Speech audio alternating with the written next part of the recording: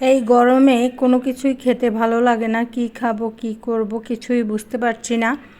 তো এখানে দেশি মুরগিটাকে খুব সুন্দর করে মেখে বসিয়ে দিলাম। এখানে রুষার খাবার বসিয়ে দিয়েছি।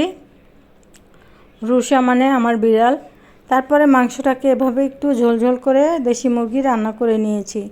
এখানে একটু ছোট মাছ বসিয়ে দেব। প্রথমে পেঁয়াজ কুচি, আলু কুচি, কাঁচামরিচ, রসুন দিয়ে একটু আদা বাটা, তারপর হলুদের গুঁড়া, মরিচের গুঁড়া, ধনিয়ার গুঁড়া, লবণ দিয়ে, সরিষার তেল দিয়ে, টমেটো দিয়ে মেখে নেব।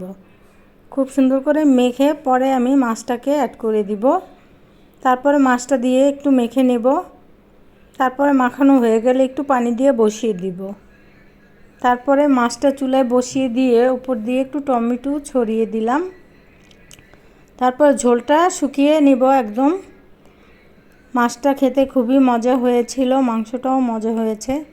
এই গরমে কিন্তু এই ধরনের খাবার খেতে খুবই ভালো লাগে। সাথে ছিল চালতা দিয়ে ডাল, আর ছিল কলমি শাক ভাজি, দেশি মুরগির ঝোল। খুবই মজা ছিল দুপুরের খাবারটা। রুষার খাবার হয়ে গেছে।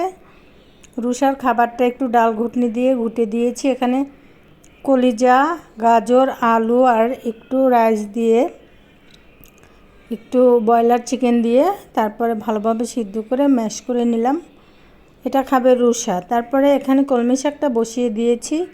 তো কলমি শাকে আমি বোম্বাই মরিচ কুচি করে দিয়েছি। কলমি শাকটা কিন্তু খুবই মজার ছিল। সবাই ভালো থাকবেন। আল্লাহ হাফেজ।